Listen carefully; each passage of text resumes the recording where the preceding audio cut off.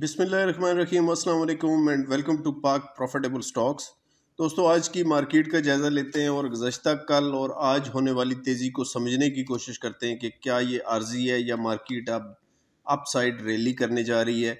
इसके अलावा OGDC, PPL यानी oil and gas exploration sectors में आज ज़बरदस्त तेज़ी देखी गई, लेकिन टेक्नोलॉजी सेक्टर इस तेज़ी की मार्केट में भी मंदी का शिकार रहा।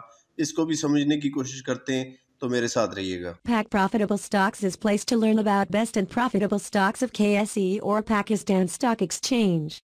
If you want to earn handsome profit through Pakistan stock market, join us and subscribe the channel. दोस्तों, आज मार्केट का आगाज पॉजिटिव हुआ और KSE 100 इंडेक्स ने इंटरडे हाई 41,589 का बनाया। कल की वीडियो में मैंने आज के लिए अपसाइड टारगेट 41,599 का दिया था, जो कि करीब करीब पूरा हुआ और मार्केट ने 41,589 को टच किया और करेक्शन ली और 41,151 का लो लगाने के बाद फिर से सेशन के आखिरी हिस्से में अच्छी रिकवरी ली और क्लोजिंग 41,518 पर हुई और 366 पॉइंट हासिल किए। टॉप एक्टिव स्टॉक्स में TPLP, TRG, के इलेक्ट्रिक, फौजी cement, GGL, unity, PRL, TPL रहे, जिनमें फौजी सीमेंट थोड़ा सा नेगेटिव परफॉर्म करता रहा, लेकिन बाकी तमाम स्टॉक्स ही पॉजिटिव क्लोज हुए। टॉप एडवांसर्स में GHNL, GHNI, जहांगीर सिद्दीकी के अलावा तमाम थर्ड टियर स्टॉक्स रहे। तो ऑटो सेक्टर में थोड़ी सी जो बेहतरी नज़र आई वो डॉलर के नीचे होने की वजह से इनको फ़ायदा होना है, तो उस वजह से थोड़ी सी आई, लेकिन इंडस मोटर आज कुछ ज़्यादा अच्छा परफॉर्म नहीं कर सका। बाकी जो ऑटोमोबाइल के जो सेक्टर में जो कंपनियां आती हैं, पाक सुजुकी हो गया, होंडा कार हो गया, उसके बाद GHNI, GHNL, इन्होंने अच्छा परफॉर्म किया। OGDC ने सबसे ज़्यादा पॉजिटिव पॉइंट्स दिए। इसके अलावा PPL, effort, UBL, MCB, हबको, EPCL, पोल ने भी मार्केट को सहारा दिए रखा। आज के नेगेटिव स्टॉक्स में Engro, Meezan bank, Mari petroleum, MTL, Colgate, Kapco, Indus motors नुमाया थे। फीपी लीपी में देखते हैं कि किसने क्या ख़रीदा और क्या बेचा। तो आज बैंक्स ने 1.39 मिलियन डॉलर्स की बाइंग की।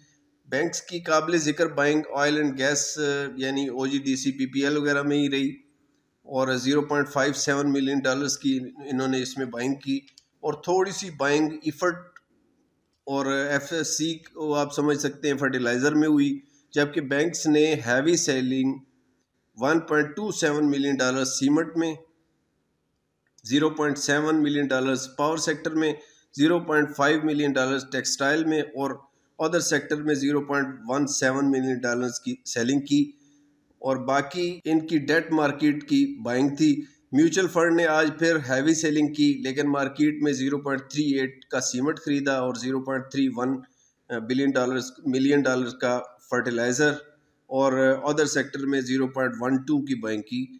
तो आज ब्रोकर ने 0.56 मिलियन डॉलर्स की टेक्सटाइल में बाइंग की और बाकी तकरीबन हर सेक्टर में ब्रोकर्स की तरफ से सेलिंग थी। आज इंश्योरेंस ने टेक्नोलॉजी में 0.60 मिलियन डॉलर्स की सेलिंग की, जिसकी वजह से टेक्नोलॉजी पर प्रेशर नज़र आया और हमारे इंडिविजुअल्स पावर सेक्टर में 0.60, बैंक्स में 0.51, सीमेंट में 0.60 मिलियन डॉलर्स के ख़रीदार रहे और E&P सेक्टर को इन्होंने 0.38 मिलियन डॉलर्स का सेल किया। आज की फीपी लीपी में जो पिक्चर सामने आ रही है वो इस तरह है कि बिग प्लेयर्स मुसलसल सेलिंग पर हैं। इंश्योरेंस, म्यूचुअल फंड्स मार्केट में इंटरेस्टेड नज़र नहीं आते। बिग प्लेयर्स में बैंक्स और कंपनीज कुछ बाइंग कर रही हैं या फिर इंडिविजुअल्स मुसलसल बाइंग पर हैं। ब्रोकर्स भी एक दिन बाय करते हैं, दूसरे दिन सेल कर देते हैं और चूंकि ब्रोकर हाउसेस की तरफ से ही फॉरेन कॉरपोरेट्स वगैरह बाय कर रहे होते हैं, तो उनको भी आइडिया होता है कि किस सेक्टर में वो उनकी बाइंग चल रही है, तो उस वजह से वो भी थोड़ी सी बाइंग उस सेक्टर में कर लेते हैं और दूसरे दिन वो सेल कर देते हैं। लेकिन ब्रोकर्स माल होल्ड करने वाले नज़र नहीं आ रहे। म्यूचुअल फंड्स और इंश्योरेंस मार्केट को स्टेबल रखने और माल को होल्ड करने वाले होते हैं, लेकिन वो मुसलसल सेलिंग पर हैं। तो आने वाले दिनों में आपने जिन सेक्टर्स पे नज़र रखनी है उसमें फर्टिलाइज़र सेक्टर नज़र आ रहा है जिसमें अच्छी बाइंग चल रही है। और जहाँ तक टेक्नोलॉजी की बात है तो डॉलर तगड़ा होगा तो फार्मर्स टेक्नोलॉजी बाइंग करेंगे, लेकिन चूंकि पिछले 2 दिनों से डॉलर रुपए के मुकाबले में कमज़ोर हुआ है तो फार्मर्स की बाइंग टेक्नोलॉजी में नहीं आई। लेकिन आज टेक्नोलॉजी में जो प्रेशर रहा वो इंश्योरेंस की वजह से था।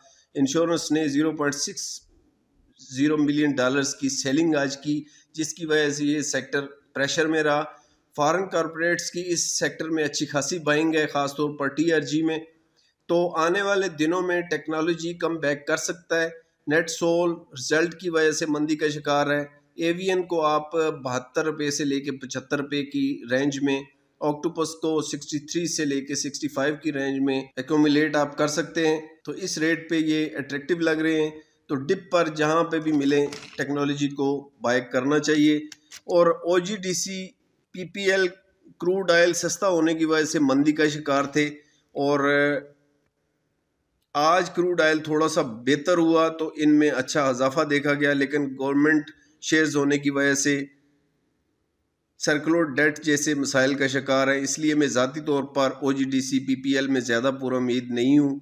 इसीलिए आज आपने देखा होगा कि ऊपर वाली साइड पे OGDC PPL में अच्छी खासी सेलिंग हुई है आज।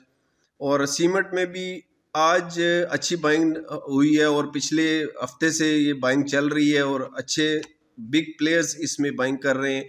तो आने वाले दिनों में सीमेंट सेक्टर भी अच्छा परफॉर्म करता रहेगा। Pioneer cement, DGKC, Cherat, Kohat को डिप पर ज़रूर देखा जाना चाहिए।